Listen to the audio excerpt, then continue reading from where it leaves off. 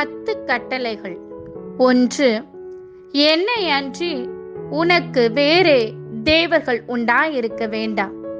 2. யாதொரு விக்கிரகத்தை ஆகிலும் நீ உனக்கு உண்டாக்க வேண்டாம். 3. கர்த்தருடைய நாமத்தை வீணிலே வழங்காதிருப்பாயாக. 4.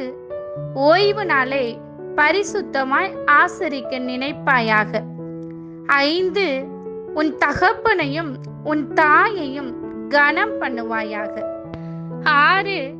கொலை செய்யாதிருப்பாயாக. 7. விபச்சாரம் செய்யாதிருப்பாயாக. 8. களவு செய்யாதிருப்பாயாக.